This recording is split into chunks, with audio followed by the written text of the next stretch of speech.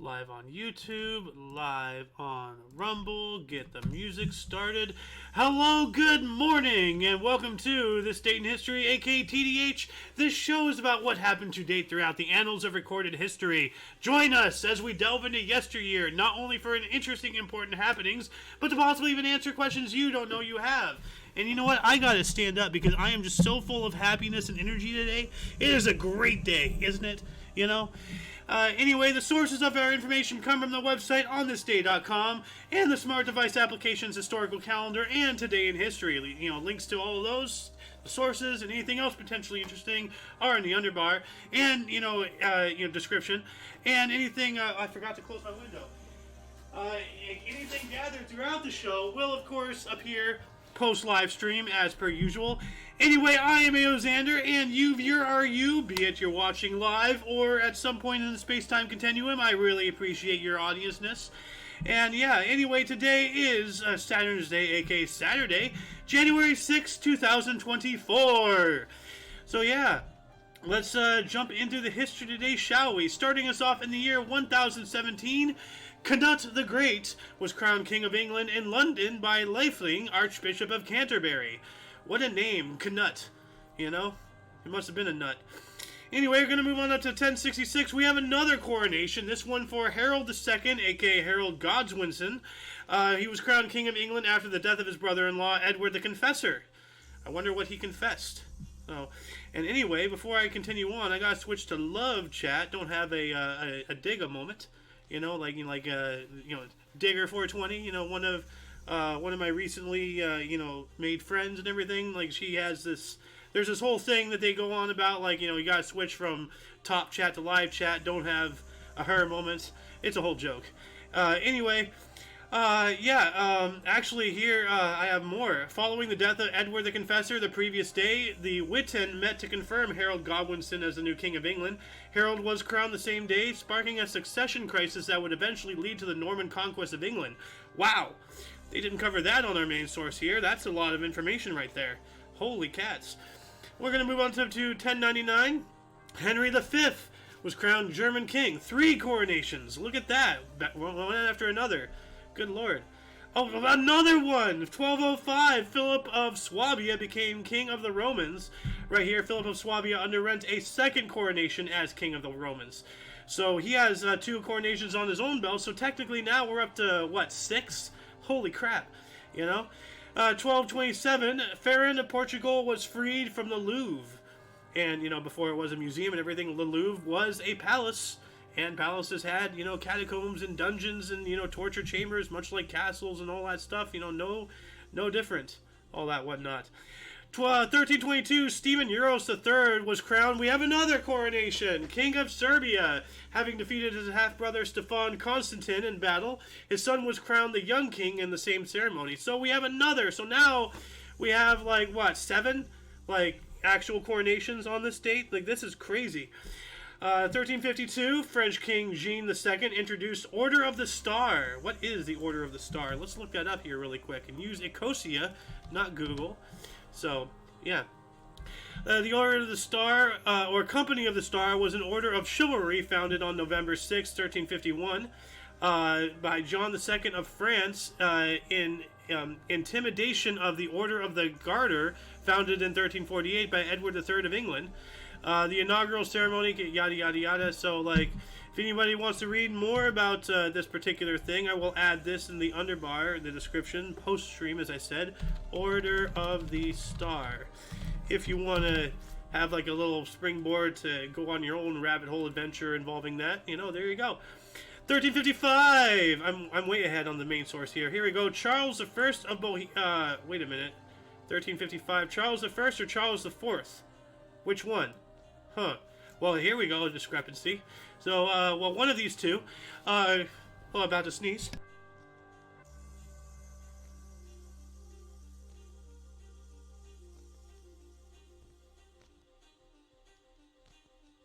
Sorry about that, just randomly had to sneeze. So, Charles the something of Bohemia was crowned. Here's another coronation! With the Iron Crown of Lombardy as King of Italy and Milan. Wow, what is with today? Is it Coronation Day? Actually, legitimately, seriously, was the 5th of January back in the day, or the 6th of January back in the day? Was it like, you know, how we have like, you know, presidential elections or, you know, things like that today? Like, was it the same thing? Was there an actual, like, you know, let's look this up. Like, was there such a thing as Coronation Day? Just surface level scratch of this potential rabbit hole. Okay. Well, I'm not sure. It's not telling me there's an actual, like, thing that happened, but it seems to be. Like, there's a lot of coronations happening today. Anyway, moving on up to 1449, Constantine. Oh my God! The 11th was crowned Byzantine Emperor at Maestra. So, like, it has to be. There has to be something involving this date and coronations, because this is wild. Because we have another one right here, 1453, Emperor Frederick III became Archduke of Austria. That's not really a coronation, but that's more like, you know, still in the same vein of, like, you know, like getting some kind of position or whatever. So, like, I think January 6th might have some kind of significant meaning back in the old times. If anybody can look into that, you know, let us know in the comment section. That'd be wonderful. 1492, the Catholic monarchs Ferdinand and Isabella entered Granada at the conclusion of the Granada War. Oh, all right. I'm once again way ahead over here. 1497, Jews were expelled from Graz in Styria, Austria. And here we go again, like another example. Like, why do the Jews keep getting, you know, the bad end of the boot? Like, why do they keep getting kicked out? Why do they keep getting, you know, like, victimized? Like, something happens.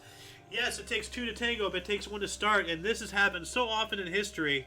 It just makes you wonder, like, what is the recurring thing? The common denominator is something is happening to the Jews, so what is going on? And I really doubt it's just because everybody just started to hate on one thing just for the hee-haws. Something's going on. So, anyway, 1501, construction began on Portugal's Jeromanos Monastery, designed by architect Diogo do Boitaca, to commemorate the return of Vasco da Gama from India. All right. So let's take a look at this monastery. Portugal's Jeromanos Monastery, if I'm saying that even correctly, which I really doubt that I am. But let's check this out. Images. Huh, okay. So it's a monastery. It looks pretty cool. Like, that looks interesting. It's like a very long cathedral. Huh. That's intriguing. I've never seen something like that. Huh. Anyway, what else do we got here? 1536, the first European... Actually, it's not even on this thing, so I got to exclamation point this. The first European school of higher learning in the Americas, Colegio de Santa Cruz de Tlatelolco, was founded by Viceroy Antonio de Mendoza. Mendoza! And Bishop Juan de Zumaranga in Mexico City. All right, pretty cool, pretty cool. So, 1579, okay, the Union of Arras united the southern Netherlands under the Duke of Parma, Otavio Farnese, governor in the name of King Philip II of Spain. And it says here, from our actual main source, northern Habsburg Netherlands counties of Artois, like Stella Artois, and Hainault and City Douani signed a pro-Spanish and pro-Roman Catholic Union of Arras, Unie van Atrecht. So, alright. 1617, English court favored George Villiers was made Earl of Buckingham by King James I. Alright. And I'm about to sneeze again, so give me 1 second.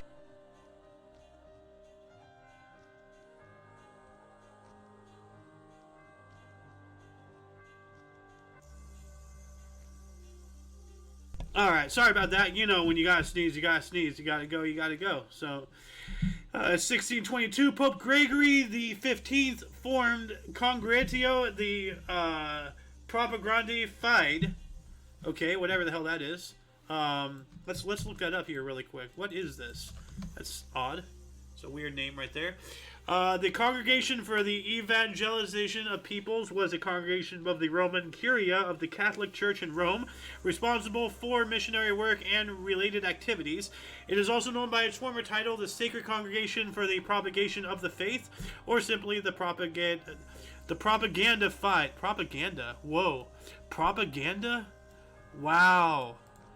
That's a very concerning word right there. So yeah, Congregation Evangelist CEP. Let's just abbreviate it, because that's a long title right there. So yeah. What else do we got here? 1639, Virginia ordered half of its tobacco crop destroyed to support plunging prices and to avoid an economic catastrophe. The first colony to order the destruction of crops. Yikes. So that's not good. Yeah, it says here Virginia was the first colony to order surplus crops tobacco destroyed from another source. So, wow. So right here we have the first example of crops being ordered to be destroyed to save the economy. Yikes. 1641. Yeah, actually that was 1639. That was 1639. Yeah, 1641. This is something that's not on our main source. The Araco War. The first Parliament of Quilon was celebrated, putting a temporary hold on hostilities between Mapuches and Spanish in Chile. Huh. All right. And over here, 1649, the English Rump Parliament voted to put Charles I on trial for treason and other high crimes. And yeah, he did get eventually executed. Good old pencil head here. Like, it looks like a pencil. His chin, like here. Let me find a pencil. Where's the pencil? I have a pencil right here. So, like, yeah, if you just, like, let's see if I can get this up to the camera. It's kind of fuzzy. But, like, it's basically his chin beard is like the lead. His face... His white face is like, the shredded part of the pencil. And then, his hairline, I guess, would be like, the normal paint. He looks like a pencil, is what I'm saying. But yeah, he was executed by beheading, right? Yeah, decapitation, right there. Not good. 1661, English Restoration. The fifth monarchists unsuccessfully attempted to seize control of London, England. The revolt was suppressed after a few days. All right. That's not good. That was 1661. Yeah, the fifth monarch unsuccessfully attempted to seize control of London. Yeah, so different source, different phrasing of the article. 1681, first recorded boxing match was engineered by Christopher Monk, 2nd Duke of Albemarle, his butler versus his butcher. Whoa. Talk about, utilizing the help in wrong ways. But, he had his butler and his butcher box just for his entertainment. That's kind of nasty. That's a bad way to start a sport, but not everything is peaches and rose cream. So yeah. 1690, Joseph I, later Holy Roman Emperor and son of Emperor Leopold I, became King of the Romans. Another coronation, maybe, I don't know. At least became king. So wow, today is Coronation Day. What is going on? That is so wild. 1720, the Committee of Inquiry on the South Sea Bubble published its findings. What? The South Sea Bubble? What the hell is that? Committee of Inquiry on the South Sea Bubble. Let's take a look at this right here. What does this mean? So, South Sea Company. Oh, it must be an economic bubble then. So, yeah, South Sea Company was a British joint stock company founded in January of 1711, 9 years prior to this article. Created as a public-private partnership to consolidate and reduce the cost of the national debt. To generate income in 1713, the company was granted a monopoly to supply African slaves to the islands of the South Seas and South America. Yikes. So, yeah, if you want to read more about South Sea Company, I will have this down the underbar of the description for you as a springboard if you do so wish. But yeah, this has to be an economic bubble. So, 1721, the Committee of Inquiry on the South Sea Bubble published its findings revealing details of fraud among company directors and corrupt politicians. What a shocker. So, do I have any comments yet? No, I do not. Yeah. Wow, so just 1 year later. And that's not even on here. That's weird. So, I'm going to exclamation point that, because that's my little handy dandy. That's not from our main source, little, thing. 1745, Bonnie Prince Charles army draws to Glasgow. So, the great, the pretender to the English throne or whatever. Yo, what up, Pete's? I knew you were watching. I can always count on you, man. You're a great guy. How you doing today? I'm doing all right. Let's see here. 1781. We got hold on a second. 1773. Massachusetts slaves petition legislator for freedom. I agree with that. They should be free. 1781, in the Battle of Joisy, the British, under the command of Major Francis Pearson, defeated the last attempt by France to invade Jersey and the Channel Islands. Ooh, I did not know, France was trying to take over Jersey. So, that's a little bit of tidbit history for good old Talking Trash and Truce.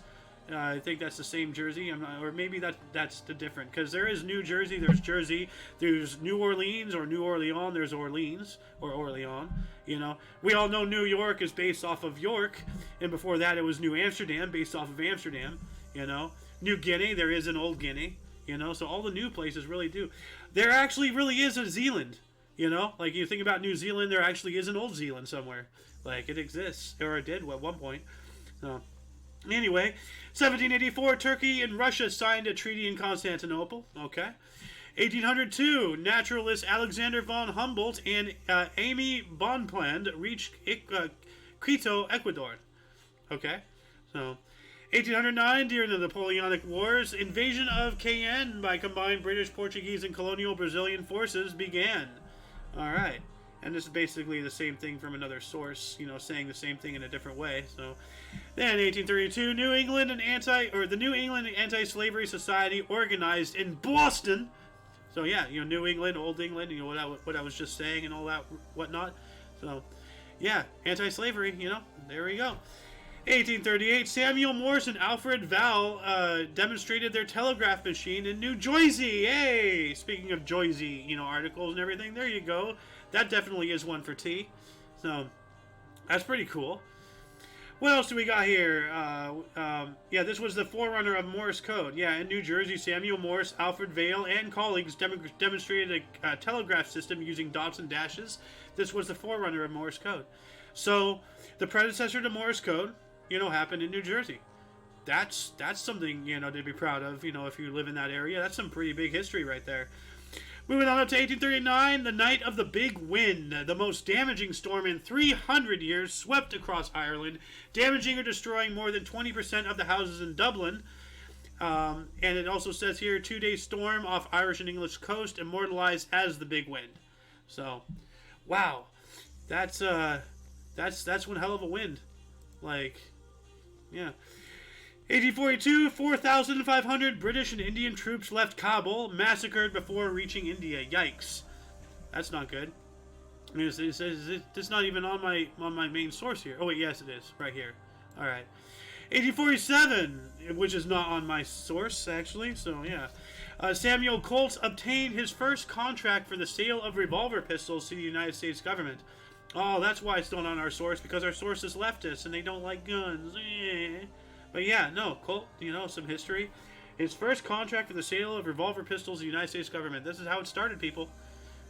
On this day, on this date, January 6, 1847. Cool. 1853, Franklin Pierce, the president-elect of the United States at the time, and his family were involved in a train wreck in Massachusetts. And it says here, U.S. President-elect Franklin Pierce and his family were involved in a train wreck in Massachusetts that killed his 11-year-old son, Benny. That is a tragedy. So, that sucks. That's probably why he got out of the race, Like, that, I don't blame the guy. He lost his son. That's awful. I mean, like, yeah, I have some personal experience and things like that. Like, I haven't lost a child myself, but I've seen parents, what they go through after losing children, and that is like one of the worst things imaginable for anybody to go through. It's one thing to lose a family member, a grandparent, like a parent, an extended relative, an aunt, uncle, a cousin, whatever. But when you get into like the inner workings of a family, the sisters, the brothers, and then the children, like that is a pain I don't ever want to experience. 1861. Actually, 1857, a patent for reducing zinc ore was granted to Samuel Wetherell in Pennsylvania. Huh. All right. 1861, Florida troops seized federal arsenal at Apalachicola. Can't pronounce it. Apalachicola. Okay. My tongue is in pain now for trying to say that. So then that's obviously during the Civil War. It's 61. So. And while that was going on, New York City mayor proposed New York become a free city, trading with the North and South.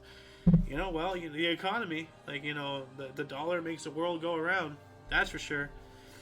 1817, the inauguration of the Musikverein in Vienna. It has to be something to do with music. So let's take a look at that really quick. Musikverein. Verein. Okay, it still exists. The Wiener Musikverein, commonly shortened to Musikverein, is a concert hall in Vienna, Austria, which is located in the Inner Stadt district. The building opened back in 1870 and is the home of the Vienna Philharmonic Orchestra. Cool. All right.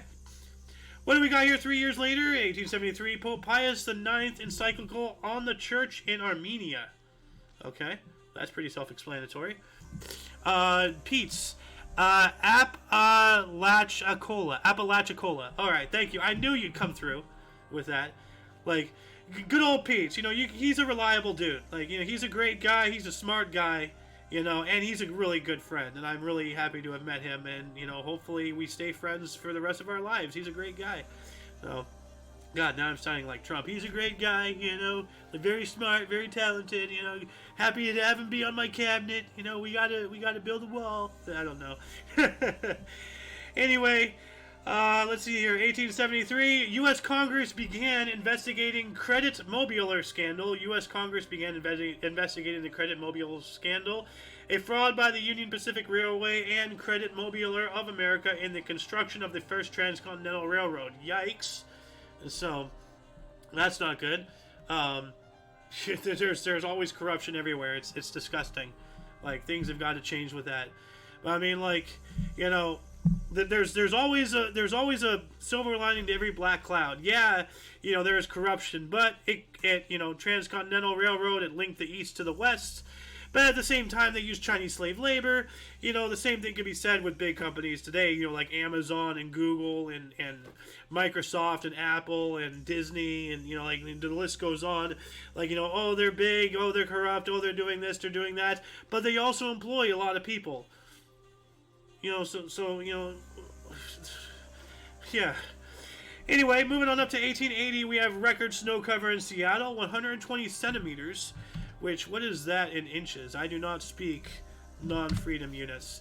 So let's see here. Centimeter to inches. There we go. 47.2 inches. So that's 1224. That's almost 4 feet. Holy crap. I know some people who would actually get buried up to their nose in that. That is crazy. 4 feet of snow. I don't have my tape measure anymore. No. Oh well. That's a lot of snow. 1883, Ontario Rugby Football Union formed. All right. And do I have any comments on YouTube? I do have. Actually, no. That's Pete's. Do I have any comments on Rumble? I do not yet. Welcome to the show. We've just been joined by. Thank you.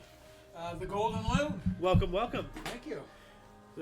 Fashionably late as always. Well. And actually, I want you to start using this Gandalf quote. A loon is neither late nor early. He arrives precisely when he means to.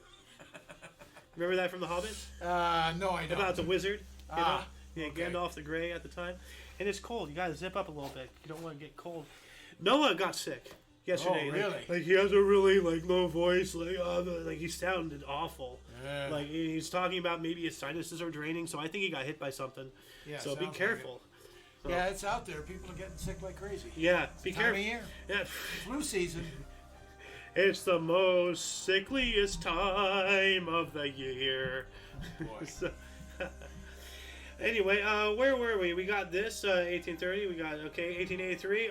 Ontario Rugby Football Union formed. I'm not sure if I already covered that, but your grandfather played rugby. Yeah, he did. He was also a boxer, right? Yeah. Yeah. So in college. Yeah. And rugby is a confusing sport, but it's still understandable. Unlike football. No. What? Cricket. Oh. You hate that sport. You hate that sport so much that you just wiped it from your memory. No. I don't hate it at all. I hate it too. Don't worry about it. I don't hate it. I know nothing about it. Don't talk about it on here. That's all. Well, now when you read something that I don't understand, it's cricket. Yes. Yeah. The rule of thumb is if I read something verbatim, or if you read something verbatim, whatever, and you feel like you had a stroke, don't worry about it. You're fine. It's just cricket. So that's it. Yep. Anyway, 1887 here, which, yeah, here it is. Abd Allah II of Harar opened the Battle of Shalinqua with an attack on the camp of the Shiwan army of Menelik the Second. That's right, Negus is an African word for king. Oh, really? Negus, yes. Oh, okay. And I learned that from YouTube. So Negus, Negus, you know. Royal title in Ethiopia Negus is the word for king in the Ethiopian Semitic languages, and a title which was usually bestowed upon a regional ruler by the Negusa Nagast, or King of Kings. In pre-1974 Ethiopia, the Negus is referred to as Al-Najashi in the Islamic tradition. Do they have a Negus today? I don't know. It says here pre-1974, so I'm not sure if it's still a thing, but, you know, at least it was. I mean, the name remains, but I just wonder if they still have a Negus. You know what? That's a good question. So does Ethiopia still have a Negus? History, Negus is a noun derived from the Ethiopian Semitic root Negus, meaning to reign. The title Negus literally translated to Basilius, or Greek, I don't know how to read that, in ancient Greek, which was seen many times in Aksumite currency. The title has subsequently been used to translate the word king or emperor in biblical and other sources and such. It doesn't give us an answer. Not really. So, I mean, it's still around, like it's known. So, yeah. So at least up until 1974. So, okay, who is the Negus of Ethiopia? Just that one more question. Would have been Menelik II at this time. So, you know what? Actually, today. yeah, Who's the Negus today? Who is the Negus today in Ethiopia? That's just the same thing. I don't think there is one anymore. Sounds like it's history only. Well, like Negus What is. a thought! History on History Channel. I know, right? Pete says here, as your native Floridian, I'm here for you to clarify our weird ass Spanish and Indian names. Very sweet what you said. Sorry I was on the phone, but I heard it. Yeah, no, like I was going on about how Jacob is awesome and everything, which is true, you know, because like he was helping me with a weird Florida word that's pronounced Apalachicola, like, and I'm not even sure where. Oh, here we go. Apalachicola. Okay. So yeah. Anyway, moving on up to 1893, the Great Northern Railway connected Seattle with the East Coast. All right. Yeah. And we were just talking about... That was huge. Yeah. Well, I was just talking about here in 1873, and I'll reread this because this is an eyebrow raiser. U.S. Congress began investigating Credit Mobilier scandal. U.S. Congress began investigating the Credit Mobilier scandal, a fraud by the Union Pacific Railway and Credit Mobilier of America in the construction of the first transcontinental railroad. So, like, right off the bat, you know, it's doing great things. It's linking the East to the West. Yeah. But there's also corruption, and there's people being greedy. They're skimming off the top, and they use Chinese slave labor. Welcome to America. Yeah, but see, like, you know, as I said, and sorry for repeating myself to all the viewers and everything, but just, you know, getting the loon up to speed. You can take that mentality and put it into stuff directly today. You look at, you know, Disney, Microsoft, Amazon, Google, you know, like. Well, you let's know, stick with history. You can look at stuff through history. It's exactly the same too. Yeah, but well, no. My point being is, you know, yeah, all these big companies, they're corrupt, they're pushing political agendas, they're doing this and that, but they also employ thousands of people. So you know, there's the good, there's the bad. You know, like, you know, there's always a silver. Yin and yang. There's always a silver lining to a black cloud. So, but at the same time, do we have to put up with all these corruptions? I don't think so. There's always a better way to do things. We'll never say all anything, all corporations, all this or all. I just said all, but like, you know, the majority. You know, you get to this level as a company, as a corporation, where you start. And I actually lived it with Grubhub, where they got too corporate and then they just started screwing everybody except themselves. You know, that has a lot to do with expanding so fast. Yeah, they got too fast. So then, you know, they're successfully poor, so they have to figure out how to make more money to support what they're expanding. Yeah. And then people start hurting at the bottom rung. Yep. In some cases. Yep.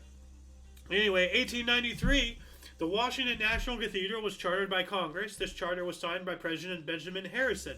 We've been there. Mm-hmm. You know? Mm-hmm. Interesting cathedral. The biggest one in the United States, But if you compare that to cathedrals in Europe, it's one of the smaller ones. Those ones are big, you know? Yeah, I suppose you're right. Yeah. Size-wise, I don't know to compare them, although I've seen some really big ones in France and Oh, yeah. Yeah. What else do we got here?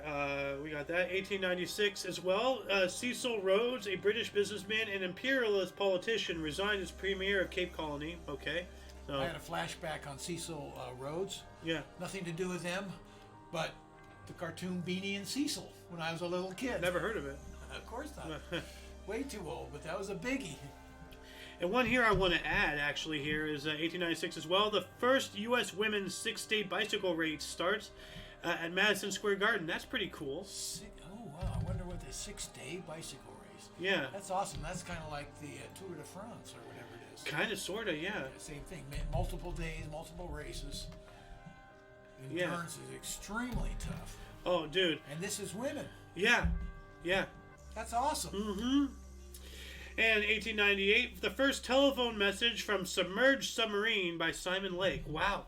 Whoa, read that again. 1898. 1898. Wow. The first telephone message from a submerged submarine by Simon Lake. But I wonder if he sounded gargled. well, before we go under with our jokes.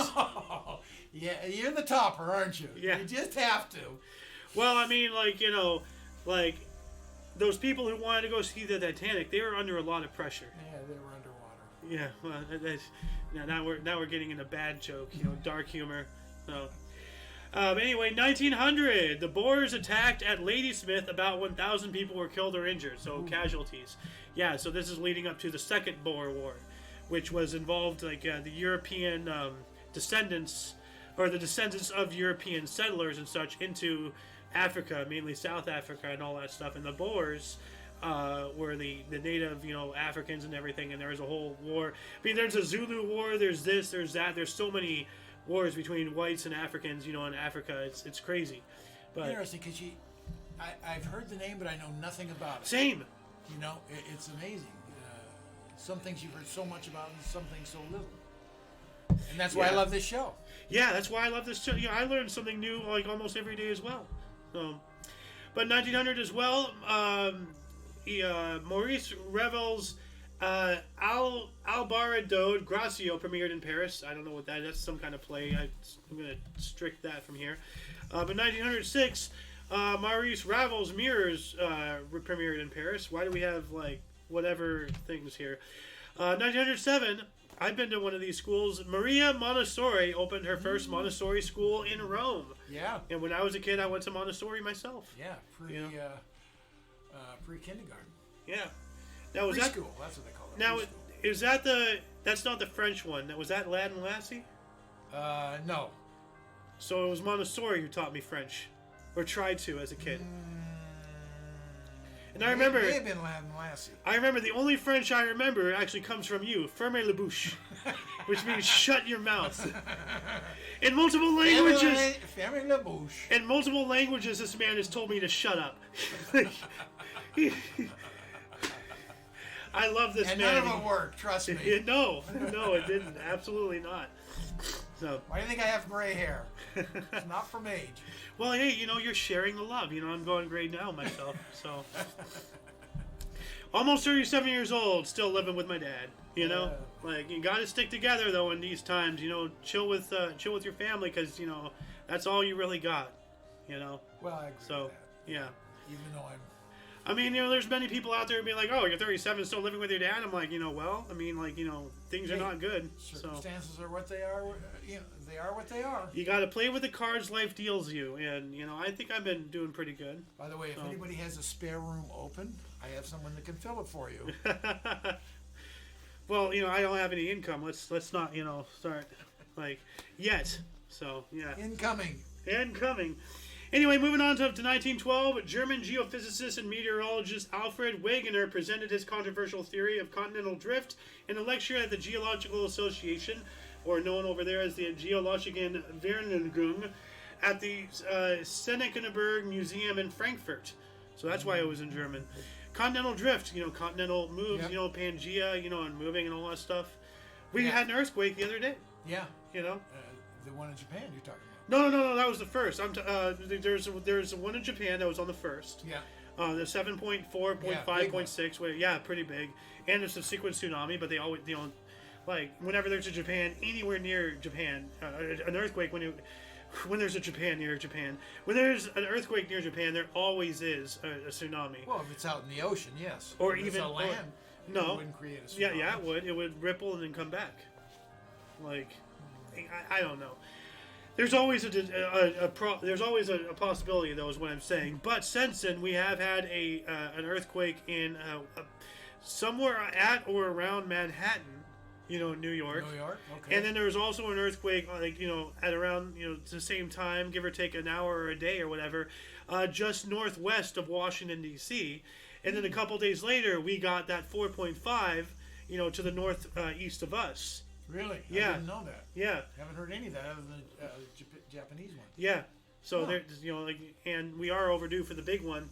So I'm just kind of, I'm always on edge. Those little ones are good. It relieves pressure. It relieves pressure, but it could also be a warning that something bigger is coming. That's always a possibility. So, but yeah, no, this is pretty big right here.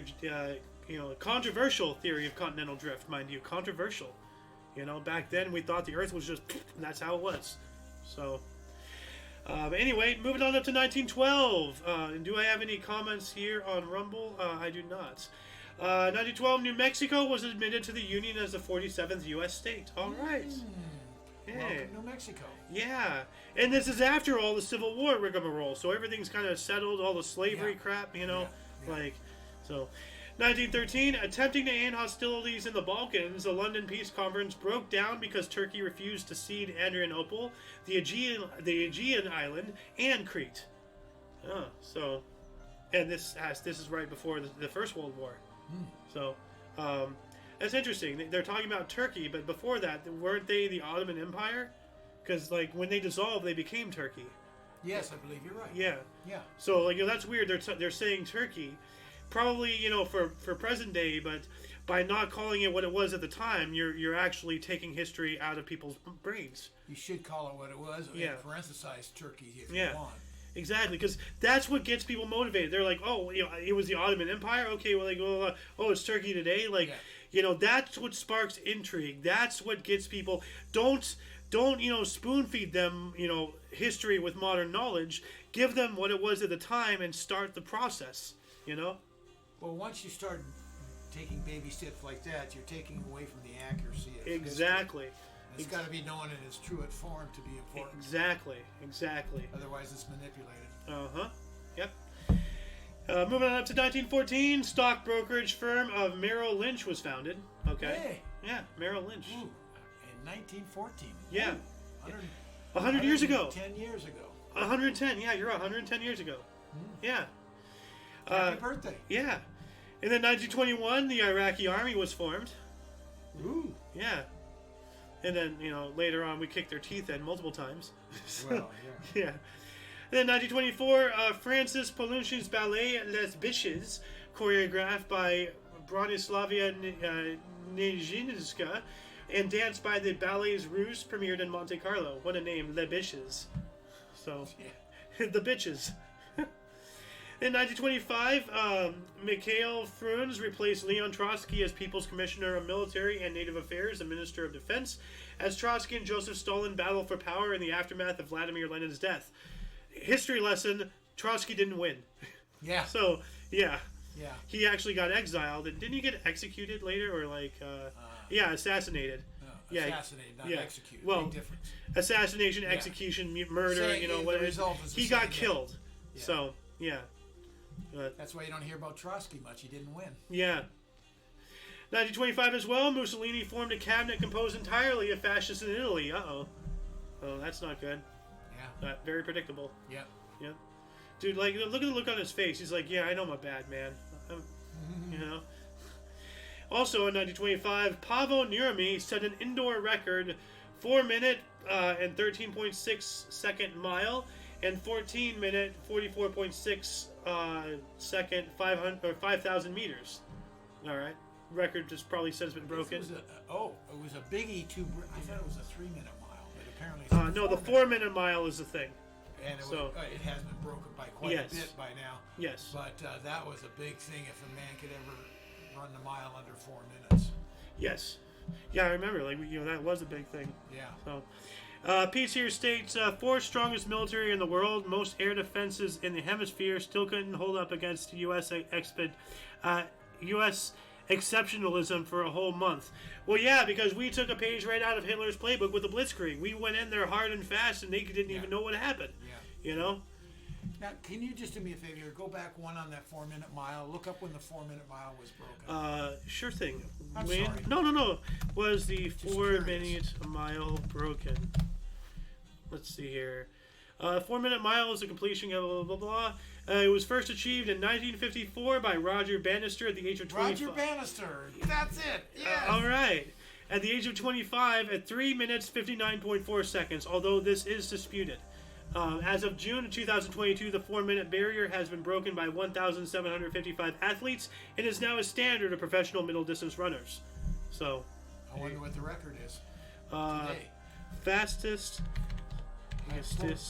Fastest mile ran. Let's see here. Mile run world record progression. Looks to be 3 minutes 43.13 seconds. So it's way under 4 minutes. Yeah. That's speedy right there. Yeah. Oh man, it's great to hear his name. I remember Roger Bannister. Yeah. Broke the 4 minute mile. Yep. We have more comments from Heats. I hate taxes, I hate government spending, but I love America's war-fighting power. Yeah, I agree with you on all points. So, yeah.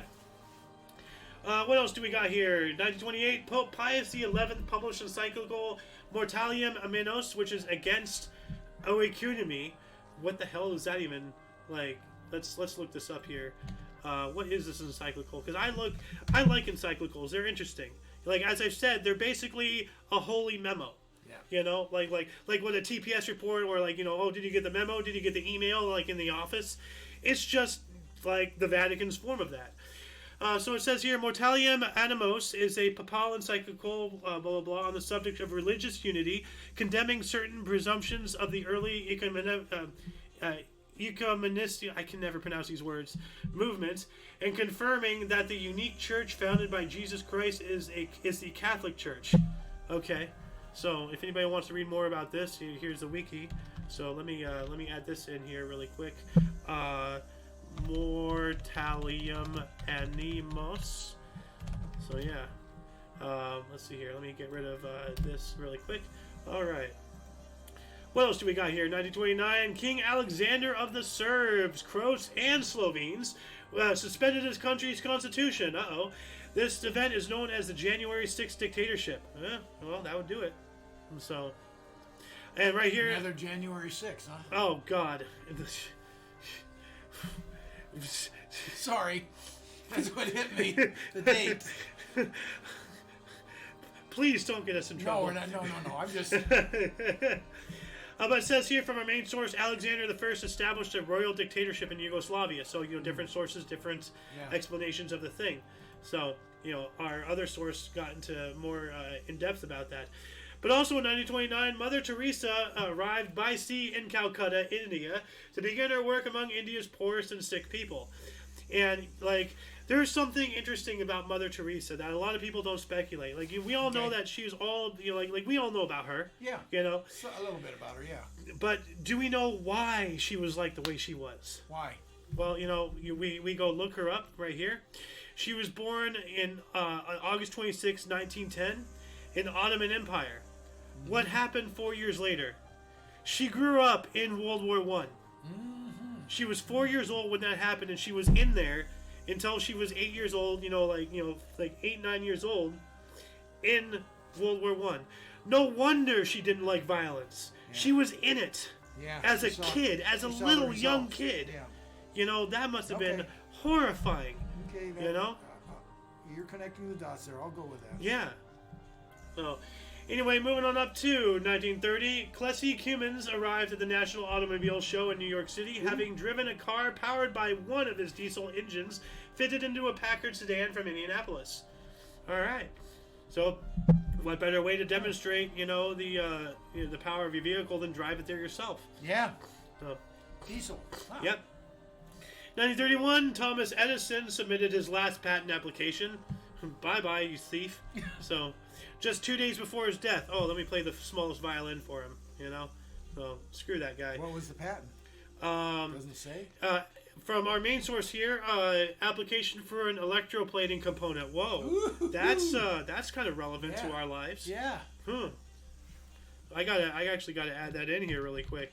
So he was stealing, electroplating stuff. What? Well, how do you know he may have?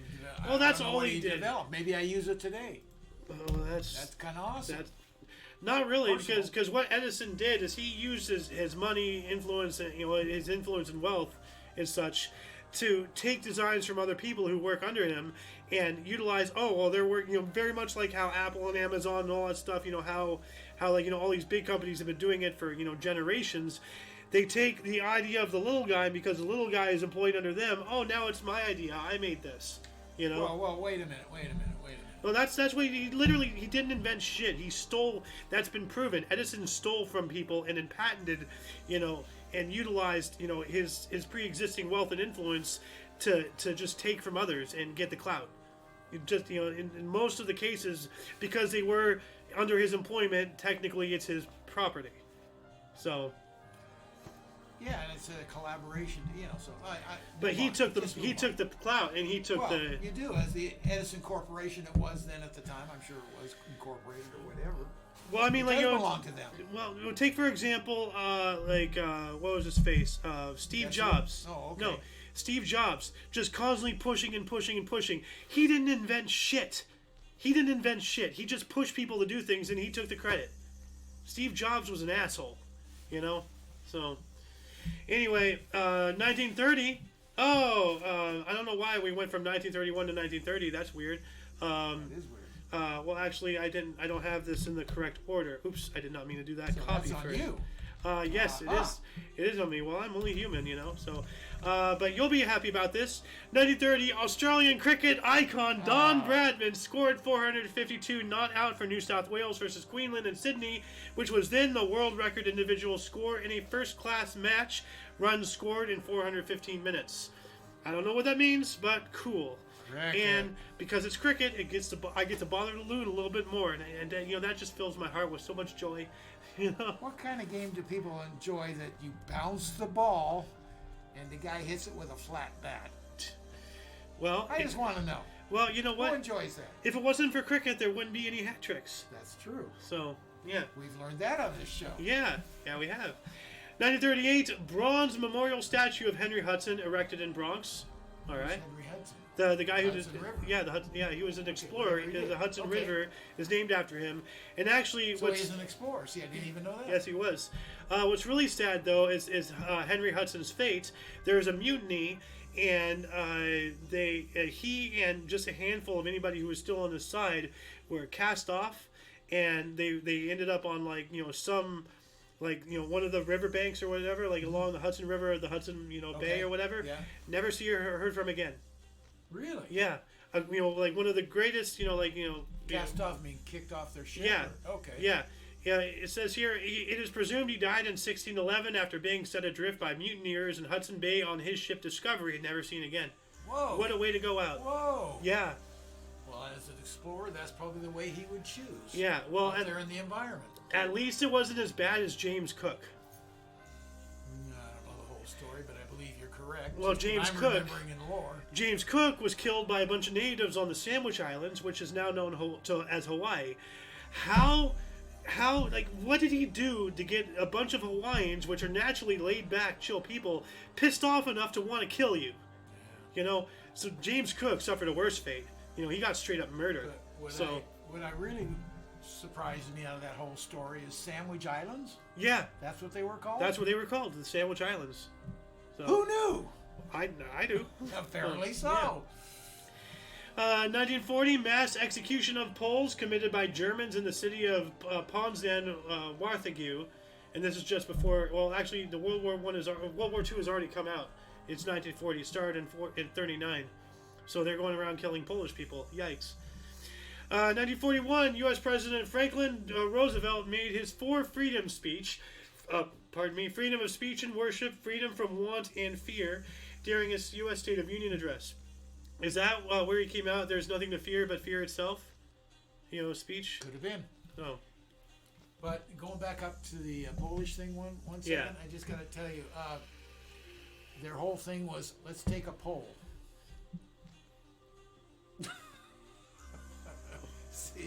see who's ahead. I'm sorry. I couldn't resist. Sometimes I gross people out.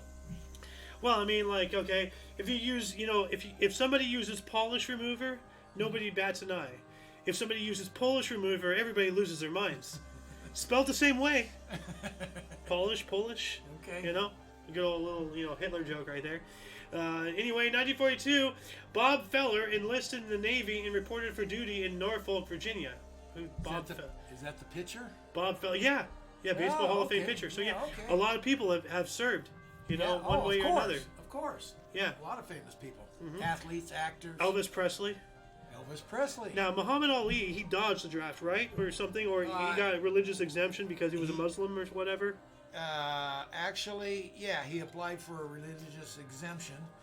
And I believe it was legitimate because he was an adamant Muslim.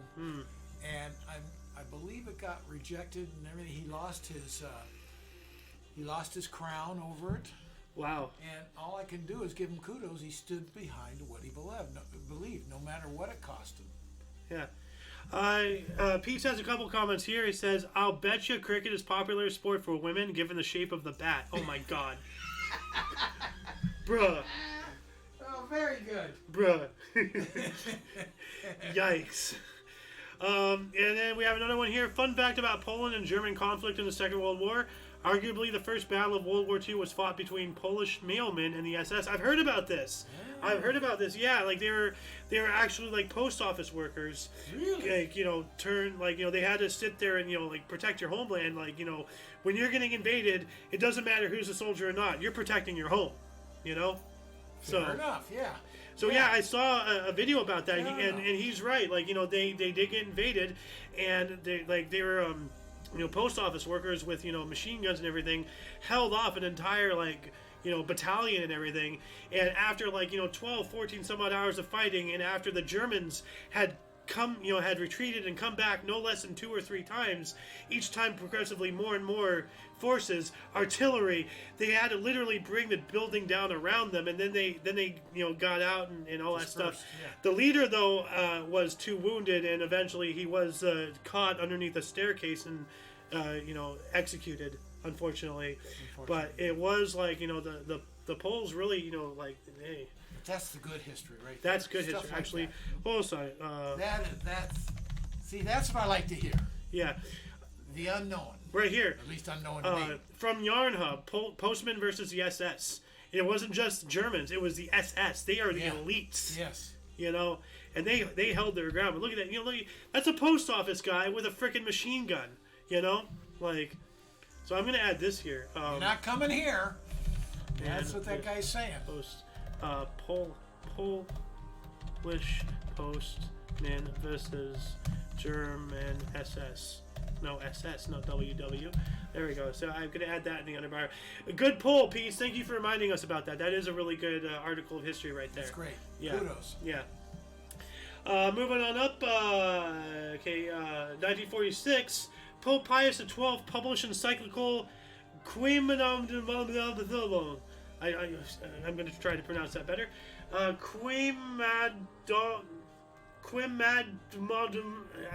don't. Yeah, I might. Yeah. Great year though. Great year.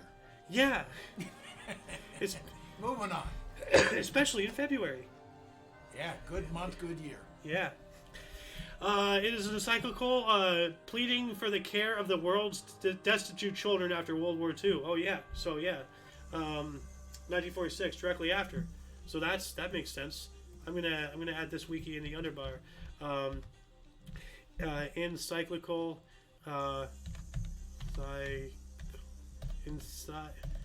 Encyclical Quim ad modum. How to destroy a word. Yeah. Hey, if you want horrible, pronunciations. Silence is golden. Have you ever heard that term? Well, yeah, but you know, Just type it in. I don't subscribe to such beliefs. You know, I can see that. No, you can hear it. You proved your point. No, you can hear it. And you just proved your point. Yeah. But 1946 as well, the first ever general election in Vietnam was held. Ooh, say that again. The first general election ever in Vietnam was held. Because before that, they were a French protectorate. Yeah. They were under the French boot. Yeah. And France, you know, ceased being France during most of the Second World War. So they figured, hey, you know, they're busy reconstructing. Why the hell should we still answer to them? Revolution. Yeah. You know? And then that started the French Indochina War and everything, which bled into us involved, you know. Later we decided to come in and because we were allies and everything, and we didn't want the domino effect, you know. Like, so the domino effect. The communist button. The communist button. That's it. Yeah.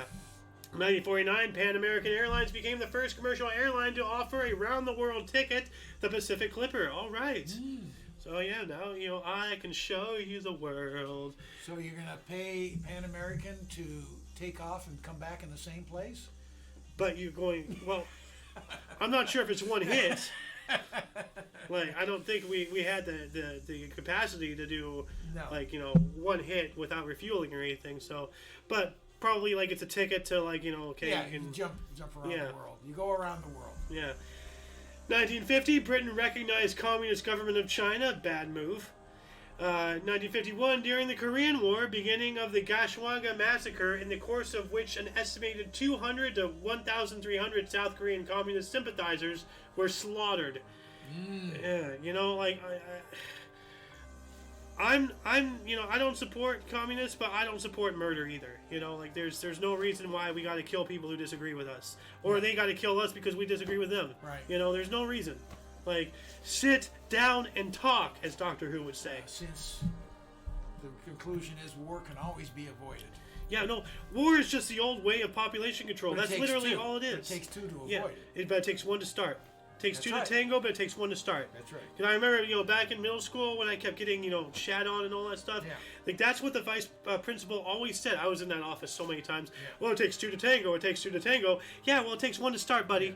You know, like, I'm reacting. They're attacking, you know. So, but I was always the one in trouble because nobody ever sees, you know, the bully. They always see the guy standing up for himself. Pete's here says, under the 1964 Civil Rights Act, communists aren't people, technically, so meh. Well, you know, let's just agree to disagree. You know, everybody's a person.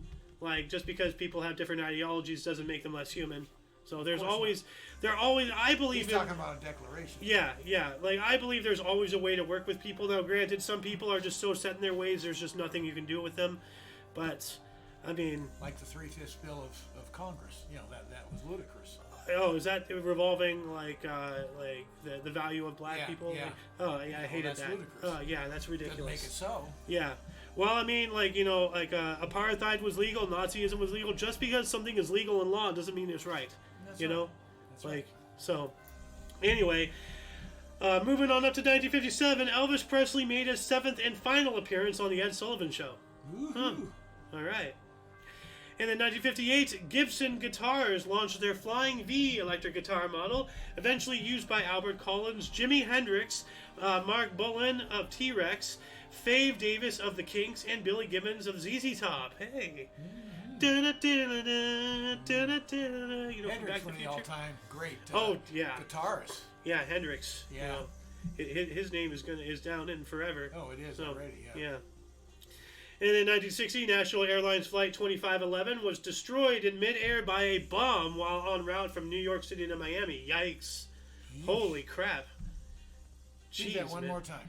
National Airlines Flight 2511 was destroyed in midair by a bomb while en route from New York City to Miami. Whoa.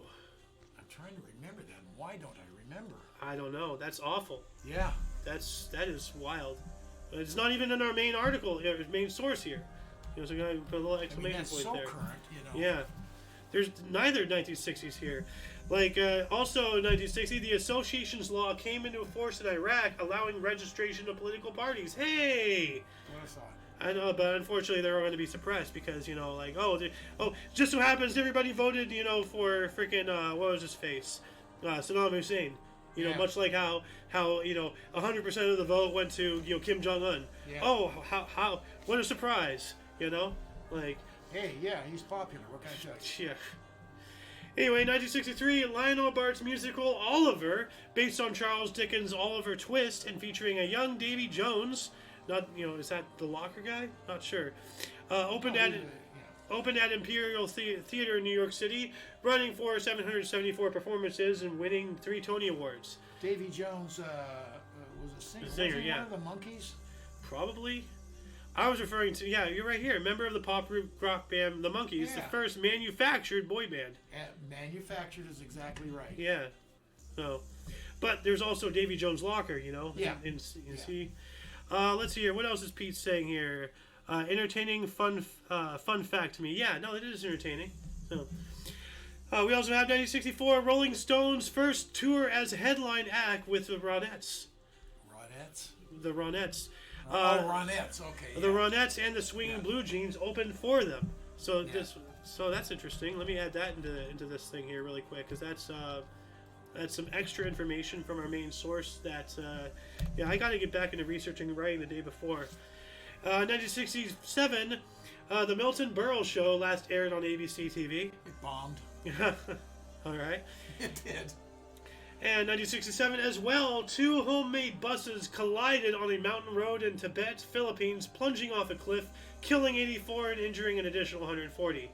Yikes. I mean, that's god awful, but the 2 homemade buses collide? Yeah. Who makes a homemade bus at the same point at the same time and collide? Well, I mean, like, you know, even a crazier fact, and I think it was Ohio, but back in the day, you know, there were, like, only 2 cars in the entirety of the state of Ohio.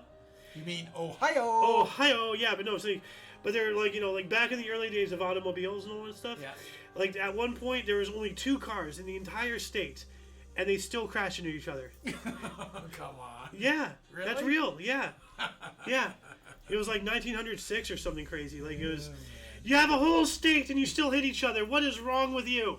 You know. I got it. Were they women drivers? Yeah. It's a joke. It's a joke. It's a joke, but YouTube doesn't like comedy. Okay. So. Okay. Yeah. I apologize. No, don't apologize. That makes them win. That gives them validation. Just. Okay. You know. No Hume there. Yeah. No Hume. Just don't give them any ammo. Essentially, like. I'm not against. It's a good joke. It's funny, haha. You know, but like, you know, a lot of people out there are so uptight about every little thing. Like, oh my god, I'm offended. You know, well, whatever. Go into your cry corner. Anyway, 1968 Beatles Magical Mystery Tour album went #1 and stayed there for 8 weeks. Yeah, that's the Beatles. Sure. Oh yeah. And while that was going on, Dr. N.E. Shumway performed the first U.S. adult cardiac transplant operation. Wow, heart surgery. Yeah. So. Dr. N.E. Shumway, obviously, well, I'm not going to presume, but I'm going to, Norman Edward Shumway, okay. I thought it was going to be some, like, crazy Indian name, because normally when they abbreviate it, it's like, you know, like, Nahamanardi Inamadashagurabala, you know, Shumway or something, like, not to, you know, take the piss out of Indian names, you know, they're just hard to pronounce from, you know, my white ass, so, yeah. But while that was going on as well, Surveyor 7, the last of the series, was launched by U.S. for a soft landing on the moon. All right. Yeah. And then we also have 1969, the Supremes released single, I'm Living in Shame. Okay? Yeah. You know, the Supremes. Diana Ross and the Supremes eventually. Probably in 69 was Diana Ross and the Supremes. Yeah. Well, this is the very beginning of 69, so maybe, you know. Yeah. And then moving on to 1970, Australian boxer Johnny Flamchon retained his WBC featherweight title with a 14-round knockout of Fighting Harada in Tokyo, rematch of questionable 15-round decision in 1969, and his first title defense. Well, you know, like, once again, 14 rounds, 3 minutes a round, like, you know, like, that is remarkable endurance. Oh. You know. Yeah. And, like on Tuesday, like I believe I did a history show on Tuesday, I was covering, like in 1898 or whatever, a 109 round, it was over 100 rounds, bare knuckle boxing. Oh. I can't even fathom that. No. That blows John Sullivan out of the water. Yeah. You know? 100 rounds? Over 100 rounds. a bare knuckle boxing. Good God. Like, that is beyond human. Like, anyway, 1971, Berkeley chemists announced the first synthetic growth hormones. Wow. Huh. Yeah. That's kind of scary also, too. So, and in 1971, Neil Young, the Cairn of musicians, returned to his homeland of Canada for his first concert there since his pre-stardom days. And he still thinks he's relevant to this day. Great musician. That's all I can say. Neil Young. He's a great one. I'm sorry. I'm not gonna deny that. I'm just gonna say it was a foolish move to, like, go to Spotify and be like, oh, you better take Joe Rogan down. It's like, oh, please. Or don't play my music. Yeah. Well, guess what they're not gonna do? Play his music. Yeah. Goodbye. Unfortunate call for him, and that's sad. But I don't care. Still a great musician. I mean, like, he was a bit too full of himself. Don't care. Yeah. Yeah. Stay in your lane there, buddy. 1972 U.S. female figure skating championship was won by Janet Lynn. Okay, and so why do we have female figure skating in any case? Who cares about that? 1972, Vladimir Bukovsky was exiled from the USSR.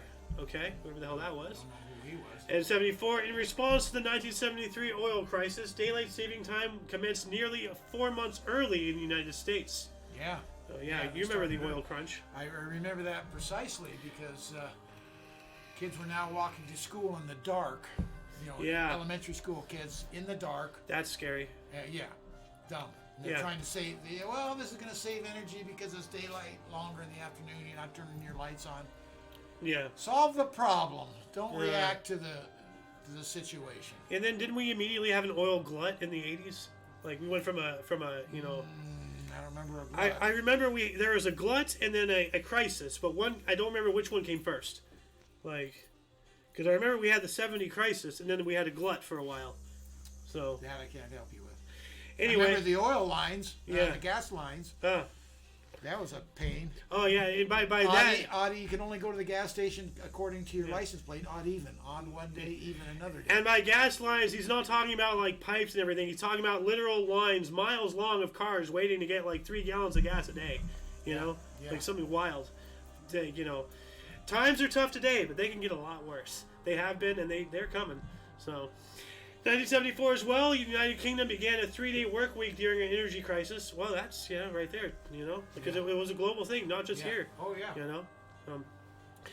1975, Wheel of Fortune debuted on NBC TV. Please don't copyright us. So, because I said it in their way, and, Is that with, what's his name, Pat Sajak? I don't remember. Wheel of Fortune? I think so, yeah. You know what? Let's look it up here really quick. Wheel of Fortune 1975. Wheel of Fortune original host. I think he still is. Chuck Woolery. Oh, okay. But I think Pat did come out later on. So, anyway. 1975 as well. 1,000 Led Zeppelin fans waiting overnight inside the lobby of the Boston Garden for tickets to the group's February 4th gig to go on sale caused a riot and an estimated $30,000 in damage. Jeez. They want tickets. Yeah. So, Led Zeppelin, great group. Yeah. 1976, Ted Turner purchased the Atlanta Braves for a reported $12 million. Yeah. Yep. And 77, EMI Records dropped punk rock group Sex Pistols. Huh. Oh, I want to read this one here. It's 77 as well. Charter 77, a document criticizing the Czech government's human rights abuses, was published in Prague. All right. Ooh, that took some cojones. Oh yeah, serious cojones. So let me add that in here really quick. Let's see here. 77. That came after Ted Turner. Where did Ted Turner? Right here. All right. 1978, we have the first postage stamp copywritten by U.S., the Carl Sandburg stamp. So now they're copywriting postage stamps. You got to copyright everything. In 1978 as well, the U.S. handed over St. Stephen Crown to Hungary. And that, like, for a while, especially like during the Second World War, a lot of countries, because of the threat of German invasion or Germany already on or in their borders, a lot of countries, including England, gave us all of their crown jewels, all of their gold stuff, to hold in protect. Fort Knox and whatnot. Yeah. Yeah. So I believe this is when okay, here you go, the threat's over, have it that back. makes sense. So yeah. 1980, the beginning of the first GPS epoch. What is that? I guess the creation of it, I know what the GPS is today. What is an epoch? Because there's a thing, in chronology and periodization, an epoch or reference epoch is an instant in time chosen as the origin of a particular calendar era. So this is when it first started. Because GPS was a product of the U.S. Armed Forces. And Bill Clinton actually, in the 90s, signed an act making civilian GPS more accurate. Because military had it down at the time to within inches, and what we had access to in the 90s before Clinton did that, it was down to yards or 20 feet or something of accuracy. Now we have GPS that pinpoints you down to the blade of grass you're standing on. God knows what the military has, down to your molecular atoms, but so. Well, they can not only spot you, but they can figure out what you're thinking. Pretty much. I mean, that's kind of scary. They actually probably can. It is scary, but well, I'm not serious, but yet it could be serious. I mean, if they have some kind of way to see the brain activity, they can start figuring something out from satellite. It's kind of crazy. It's terrifying, actually. Anyway, 1980, Indira Gandhi's Congress Party won elections in India, and she is not related to Mahatma, by the way. No. Just happen to have the same last name, though.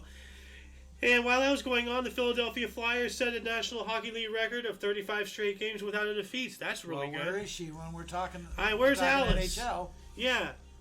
I put in all these hockey things for her, and she just never shows up. Yeah, where is she when we need her? Yeah. 1981, the 50th hat trick in Islander history. John Tonelli scored 5 goals. All right. Comes from cricket, your favorite sport. The only good thing they ever gave us. 1984, Challenger moved to Vehicle Assembly Building at Kennedy Space Center in Florida for mating of the STS-41B mission. Okay. 85, the AFC Championship, Miami Orange Bowl. Miami Dolphins defeated Pittsburgh Steelers 45-28. That's a pretty big number right there. And then while that was going on, we have the NFC Championship, Candlestick Park, San Francisco. The San Fran 49ers defeated the Chicago Bears, the Bears, 23-0. Ouch. So, and in 1986, British Defense Secretary Michel Heseltine resigned after the Westland Affair. What is the Westland Affair? Let's look that up here really quick. So, Westland Affair. I don't remember that. So, from 1985 to 86, it was an episode in which Margaret Thatcher, Prime Minister of the United Kingdom, and her Secretary of State for Defense, Michel Heseltine, went public over a cabinet dispute with questions raised about whether the conventions of cabinet government were being observed and about the integrity of senior politicians. Oh, wow. Okay. Never heard about that, but let's add this in here. Westland Affair. It had to be quite a moment internally in England. Yeah, one would think. Not something we're going to be aware of or other countries necessarily would be. Yeah. 1986, Impala Platinum fired 20,000 black mine workers in Johannesburg, which is South Africa. Right. That's that's not cool. Fired them? They fired him, and that's still while during apartheid. Yeah, well, 86, yeah. Yeah, so probably fired them because they're black. Awful, disgusting Hold that things. up just for hee-haws. I'm really Impala Platinum, or just the whole article? The article, firing them. Maybe it'll tell us why. Okay, let's see here. Impala Platinum halts some South African miners after 11 workers died. Huh. So 11 workers died and they fired them? Hold on a fired second. others? Hold on a second. That makes no sense. 1986. Let me add in the year to this. The world platinum mine fires 20,000 or 20,000 in South Africa. They refused to call off a 6-day strike. Their employer turned to a drastic solution. It dismissed 20,000, all of them non-white, then paid them off and sent them home on buses. Wow. So it was It was about a which strike. they had to sit in the back, right? Oh, yikes. Yikes. No, that's all. It's awful. It's not. It's meant as a real slur to. Yeah. Everything. Yeah. Impala firings. Let me just add that in here. It's just awful. It's disgusting. Sorry. It's beyond awful. That's vomit-inducing. 1986, STS-61C scrubbed at T31 seconds because of liquid oxygen valve problem. And yeah, I'm pretty sure, like, if Meat is watching this, he'll be like, because Meat does a lot of, Mighty Meat, one of the streamers of the COC, as I call him, the community of collaborators. Okay, yep. He does a lot of, he follows a lot of SpaceX, a lot of, really? rocket launches. That's got to be kind of cool to watch. Yeah, well, he has things set up, so we follow, the launching and now subsequent landing of the Dragon booster rockets and everything. Now that we're using, the launch vehicles to get stuff out into space. Yeah. Yeah. And a lot of times they get scrubbed. So right here, 31 seconds to liftoff, scrubbed. Because of liquid oxygen valve problem. They got to stop the whole project, fix the problem, try again, and leading all the way up to T-1 second or even microseconds, they can scrub the entire mission because of one little thing. Yeah, right. Well, they have to have that. They have to have that. Yeah, because you might lose the whole kit and caboodle. Yeah. So, yeah. It's called rocket science for a reason. It's no-go. Yeah. 1987, 100th U.S. Congress convenes. Okay. 87 as well, astronomers at University of California saw the first sight of the birth of a galaxy. Ooh that's pretty big. Wow. Ooh. Huh. Yeah. Whoa. Birth of a galaxy. That's something. Yep. That's really something. Yeah, that is really something. And this was, what was it, 87? Do I even have it on here? Yeah, it's right here. Okay, so good. 1991, Jorge Serrano Elias elected president of Guatemala. Okay, whatever. Let me get rid. That's whatever. We also have 91. The Portland Trail Blazers defeated the Seattle Supersonics 114 to 111 before a sellout crowd at the Portland Memorial Coliseum. This marked the Blazers' 600 consecutive sellout at home. Oh wow! Wow! You wonder why that got in there. That makes no sense. I mean. I've been an NBA fan all my life. Yeah, well, it got in here because this is the 600th consecutive sellout at home. 600 times they sold out consecutively, no breaks. That is remarkable. Well, it is, but yeah, okay. I mean, it's really not about basketball. It's about about that. This first part, okay, who cares? Yeah. But that's our goal. Who cares? Yeah. It's this part here that makes it important. Yeah. Okay. Fair enough. But if I just say this, they'll be like, okay, well, what was the score? All right, well then let me just cover the whole shebang. There you go. You know what? Hey, here you go. My pre thinking here. I'm listening to this say, who cares who won that game? And I'm so busy thinking about that, I missed the whole point of 600 consecutive. Yeah. So there you go. Yeah. 1992, President of Georgia Zavaid Gamsakirdia fled the country as a result of the military coup. That would cause it. And while that was happening, the U.S. government urged doctors to stop using silicone breast implants, outlining the health effects. Well, stop going under the knife for cosmetic bullshit. Be who you are. You are who you are. There's nobody else in the entire world who's like you. You are 1 in 8 billion. Why do you want to change that? Why do you want to change that? I never second guess anybody's decisions to do certain things cosmetically or whatever. Do whatever you can do. But why? I believe what you're saying. Yeah. Why? Because somebody wanted to. Unfortunately, here, a lot of women really suffered from the breast implants. Yeah. But I never questioned anybody wanting to do that. To each their own. I disagree with it. I mean, I'm not gonna belittle anybody who decides to do things like that. I'm just gonna be like, okay, mutilate your body, go for it, whatever. Cause I ain't pierced, I ain't tatted, I ain't surgeried. I'm as pure, as out of the womb as you can get. And look what we got for it. Yeah, well, you make a good point. Was that a fart? No. Oh, okay. And I'm honest. I live up to my farts. Yeah. I just heard a weird noise, so. I think you're hitting your pants or something. No, I heard something. I don't know. Maybe it was something outside, like a branch rust. I don't know. Anyway, moving on up. Middle of the show. Was that a fart? I could have said that the other day when the roof shook. from somebody. I'm surprised you didn't. It would have added to the comment. And actually, it was heard on camera. Alice did hear something. So was heard on camera. So if anybody watches our past show and they hear me like talking, you can hear a fart. Yeah, they're you know like. And it wasn't me. This time. Well, you know me and walking farts. Well, I mean, other Sorry, than folks, inside joke. Well, no longer. They don't know what it is, though. Well, no, it was an inside joke, and then it became outside. Just like the fart, very quickly. You know, like I got it. But no, like we're talking about farts and everything, and you keep it to yourself. Well, I mean, you're the biggest talker of shit, So,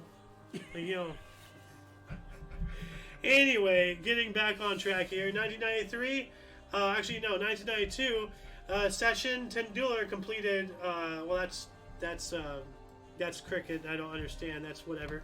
1993. Bill Wyman announced he will leave the Rolling Stones. Huh. Yeah. 93 as well. 55 Kashmiri civilians were killed in Sopore, Jammu, and Kashmir by Indian Border Security Force units. That's not good. No. 93 as well. Gene Mueller discovered Comet Mueller 1993A. All right. Or Mueller? I don't know. Probably Mueller. Yeah. 94, U.S. figure skater Nancy Kerrigan was attacked and injured by an assailant hired by her rival Tonya Harding's ex-husband during the U.S. Figure Skating Championship in Detroit. The assailant was also Tanya's bodyguard. Wow. Oh, that was huge. Yeah. Huge. Yeah, right here. Everybody talked about that. That's a water cooler talking point. Yeah. And right here, our main source doesn't even go into that in depth. It just says she was attacked by the bodyguard, but not hired by who? Ex-husband. Yeah. This was nuts. You know? And they were competitors, obviously. Yeah. And Tonya Harding felt she couldn't beat her, so they figured to take her They out. tried to kill her. No, they just wanted to injure her. That's why you go for a knee. Because she's a skater, figure skater. And they take her out of competition. But a main artery... And it blew up. But a main artery, runs down there too. Even if you're not, intending with lethal intent, you can still kill somebody by hitting an artery. They'll bleed out in 30 seconds. Obviously, there's ugly things that can happen when you use total stupidity. Yeah. Well, taking a hit on somebody on this level is nothing short of total stupidity. Just don't hurt each other. Yeah. How about that? If you feel like, that somebody's better than you, well, guess what? Get better than them. How about that? Practice. Make yourself better. Always compete against the best. Always. Make yourself better. Don't make other people worse. Don't bring people down. Bring yourself up. So. If you take out the best, you won nothing. Exactly. So.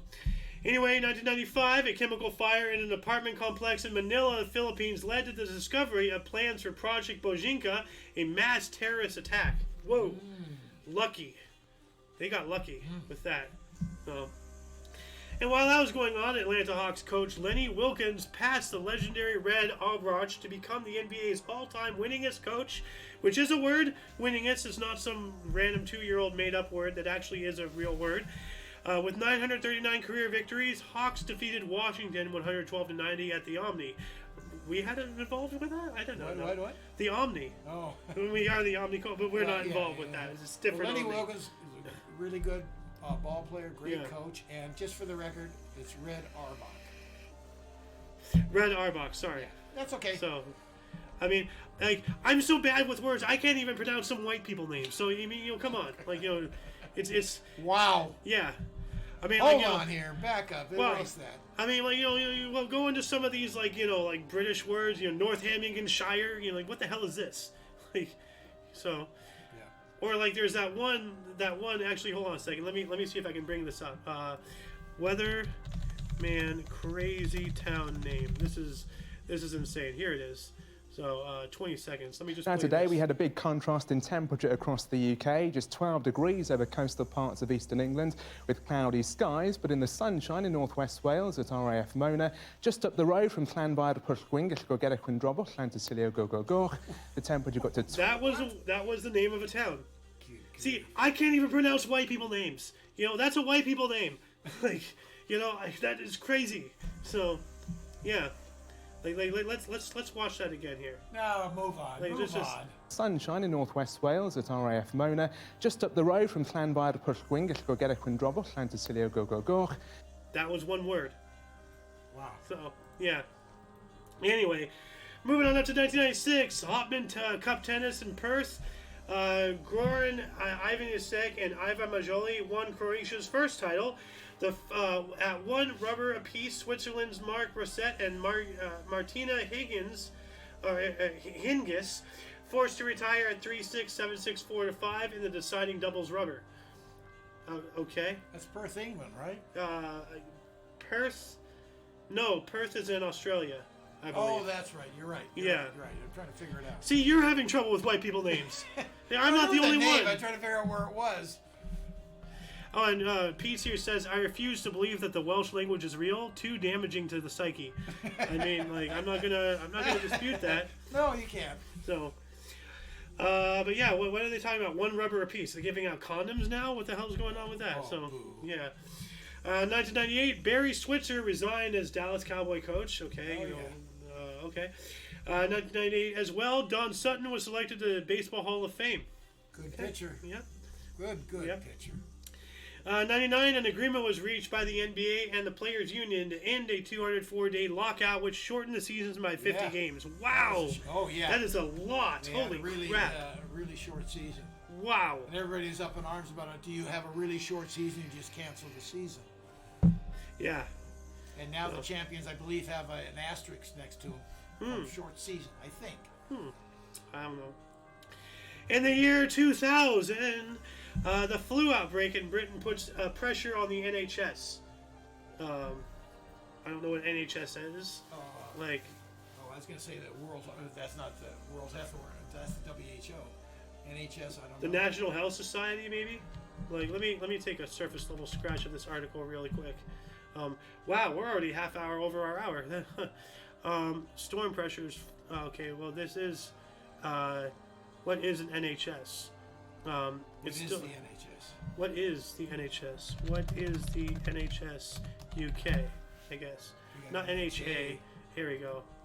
National Health Service. I was right. There you go. Okay, you're right. All right. Good pull. Yeah. In the year 2000 as well, the last Prenarian ibex was found dead after being crushed by a tree. Aww. That was an animal. I believe it was a cat. Let me see here. Prenarian ibex. Oh, it's one of these. That's right. An ibex. Yeah. Those are magnificent horns. Yeah. They use them to scratch their butts. They do. They're like, you know? And then they fart. Or poo. Fun fact, you can fart without pooping, but you can't poop without farting. So, me and my little fun facts. Anyway, 2004, Kostas Simitris announced his resignation as president of the Pan-Hellenic Socialist Movement in Greece. Okay. And we also have Mississippi civil rights worker murders. Edgar Ray Killen was arrested as a suspect for the 1964 murders of 3 civil rights workers. Ooh. Wow, it took a while for justice to catch up to this guy. Maybe, you know, like that's 40 years. Well, 39, but not still. Maybe, but it did finally. Yeah, well, if he was guilty of it, so, you know. 2005 as well, a train collision in Graniteville, South Carolina, released about 60 tons or 120,000 pounds of chlorine gas. Ooh. Oh no! Oh no!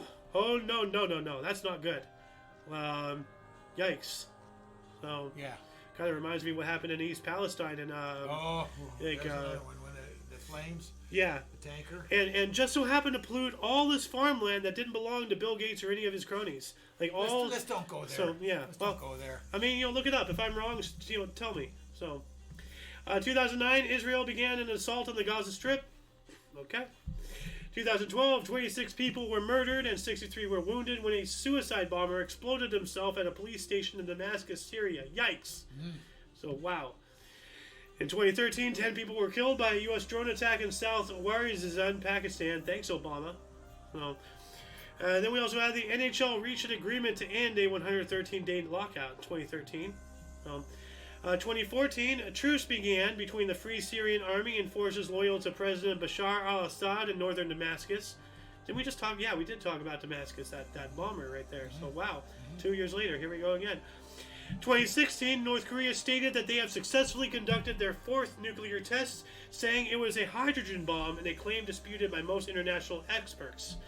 You know, which a hydrogen bomb, would have resulted in a higher level of ground shaking, more more something, like it would have been seen in a certain way. So like it could have been a mini hydrogen bomb or whatever, or maybe it's just him just like just saying something and lying just to make it seem he's more powerful than he actually is. Yeah. So yeah, anyway, oh, here we go. 2016, Governor of California Jerry Brown, King Med. Yep. Declared state of emergency over methane gas leak on outskirts of Los Angeles. Oh, here we go again. So, and why was he called King Med, by the way, for anybody who doesn't know? Oh, when we had the Mediterranean fruit fly, he decided to spray our ass all over California. It's perfectly safe. Just stay indoors, please, and put your cars away because it may eat your paint. Other than that, no harm to anybody. That was his answer. Oh, it can eat the paint off your car, but it's good to breathe. Oh, yeah, that sounds straight out of Monsanto right there with their Agent Orange Roundup, But we got to that point because he wouldn't let him use chemicals to kill the medfly, and then it spread everywhere. So then he had to do something. Just spray everybody. I can't believe he became governor again for a while. Yeah. That blew my mind. I was like, hey, Jerry Brown, isn't that King Med? Like, why is he coming back? What the hell? In my lifetime. Yeah. Like, oh yeah, 2016, right there. So she proves that we don't live and learn. No, this is why we do the show. It feels like I'm banging a trash can in the darkness. Like, hey, pay attention to history. Yeah. Like 2017, Elizabeth Warren announced her intention to run for a second term as Massachusetts senator, whoever the hell that is. Oh, you don't know Elizabeth Warren? The Warren Commission? No, nothing. Okay, to do that's with that. okay. She's a senator, outspoken. I have no idea then. Yeah. So, yeah. The Warren Commission is the only Warren I know about, and I only know that on she surface actually level. became famous because she used in a speech that Obama picked up and used in a speech. You didn't build that. How you got success is because you used the roads and all the facilities built by the United States. It's not your success of working hard. Basically. Exactly my point about Thomas Edison. He didn't do shit. He just took the glory. So, Pocahontas. Oh, wait. Is Elizabeth Warren the one who claimed that she's part? Yeah. Okay, now I get it now. Okay. Yeah. Okay. That's how she got her into different colleges, I believe. I'm going by memory here, so strike me down if I'm wrong. But I believe she used that as she was a Native American to get into a university or whatever. 106 Cherokee or whatever the hell her claim was or something. Been disproved. Yeah. And finally she came out and said, well, my grandmother always said I look like an Indian. And who is it? Like Kamala Harris or AOC? I think it was Kamala Harris, who's a descendant of a slave owner. Yeah, her grandfather, I believe, in ThEoD or somewhere. Yeah. Another country. But yeah, it was a slave owner. That's a little weird. They're not going after her because of that, huh? Well, she's black, so she has a right. Well, even though blacks did have slaves in multiple countries. Actually, it's still like as far as I'm aware, it's not completely proven, but it's said that the first slave owner in the Americas was actually a black guy, the first one. I've never heard that. Yeah. So be it. Yeah. Hey, a slave is a slave is a slave. All bad. Yeah. Well, I mean, hell, you look at gangs of New York. That was around the time before. You want to know why there was so much violence? Because all the free slaves were coming up and now competing with the Irish for jobs. And that's why we had the gangs of New York. Because the Irish were slaves. The Irish, bunch of white people, were being stepped on as well. But nobody talks about that. But you can't make them slaves. They were slaves. Unless you're saying slaves to the system. Well, no, there were Irish slaves and such, but that's a whole conversation. Let's get back on track here. In 2018, oil tanker Sanchi collided with a freighter off the coast of Shanghai with 32 probable deaths. So, okay, probable? What does that mean? Well, not sure of the count. Okay. Still, 6 years later, they haven't figured it out? Yeah. 2019, Muhammad V of Kelantan resigned as the Yang di Perturan Agong of Malaysia, becoming the first monarch to do so. All right. Oh. And while that was going on, 40 people perished in a gold mine collapse in Badakistan province, northern Afghanistan. That sucks. So, mine disasters, always not good. Yeah. Even in the first world, there's mine disasters.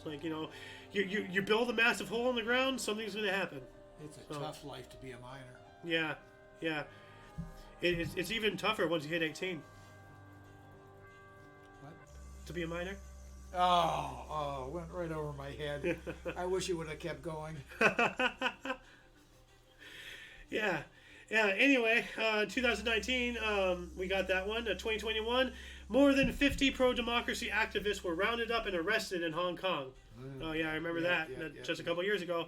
That might actually still be a hot button issue. So we'll see. 2021 as well, United States federal agents and other conspirators disguised as Trump supporters attacked the United States Capitol, disrupted certification of the 2020. And you know what? I don't want to get into that. So I'll just you could just read well, it. no. Even though it's documented history, because right here it says supporters of Trump stormed the Capitol of Washington on congressional, resulting in right there. They're writing history in a certain way to make him look bad. Like I disagree with that. They did storm the Capitol. well, no, they didn't. They were allowed to walk in. They opened the doors for them. They hurdled them in. Some, yes, and some of them broke windows to get in and broke doors down. But that is a very hot button issue, especially since it's on the anniversary of it right there. I don't want to get deplatformed. So, Pete says here, Harris also hid exculpatory evidence from death row inmates as a DA. Yeah, that does. Yeah, no, she locked up so many people. Like really bad when she was a DA out here in California, oh my God. She was also behind that one bill. I'm not even going to say what it is, but it basically gives the judge discretion on whether or not which, by the way, anybody watching here, if you want to dispute what I have to say, go for it. I welcome other avenues of information. Tell me why I'm wrong. Don't deplatform me. Don't cancel me. Tell me why I'm wrong, and let's have a little debate. I welcome it. But anyway, no. Harris, while she was a DA, under her, that bill that basically allowed a 10-year grace period, to have a relationship. So it was up to a judge's discretion to determine whether a 23-year-old wants to be in a relationship with a 13-year-old without even getting the parents involved. Like, I may be wrong, I don't follow the laws that deep, but and once again, if I'm wrong, tell me, let us know in the comment section, and we'll get to the bottom of it. Don't sit there and tell me I'm wrong and try to cancel me. Work with me, so. She also buried a lot of work by her predecessor on the legals of a church with sexual abuse of minors. She just buried the whole damn thing. Yeah. They've been working on. Yeah, well, that's sad. Yeah, because minors got to be protected. I'm sorry. They do. Yeah. At all costs. Now, which ones are we talking about? The little ones or the diggers? The little ones. Yeah. Or the kids playing Minecraft. Like we ended child labor. We took them out of the mines. Now they're playing Minecraft. Send them back in. The children yearn for the mines. Just move on, please. Anyway. Let's see here. Tennis world number one, Novak Djokovic's visa into Australia was canceled upon uproar over his this exemption. I'm not even going to read it. But he was exempt from being forced to get the prune juice, or whatever it is you want to call it. Yeah. And they barred him. Well, they're saying it right here, so you could say it. But the U.S. Open, I realized they barred him from coming into the U.S. To play in the U.S. Open. Well, we had thousands coming across the border, unvaccinated, and just welcomed in. Yeah. And then 2023, just last year, a U.S. teacher shot by her 6-year-old student at Richneck Elementary School, Newport, Virginia, later hospitalized with gunshot wounds. Well, ooh. I hope she survived. That is how old? 6-year-old student shot. So, yeah, that's disgusting. So, yeah. Anyway, we're not going to go on to burst and deaths because I'm getting hungry and I want to eat some food. So, Joan of Arc was born on this date in 1412. Look at that. I'm just going to do a quick scan. Jacques-Étienne Montgolfier, French co-inventor of the hot air balloon. No. Born on this date, 1745. How'd you miss it in the beginning? I wasn't here, but...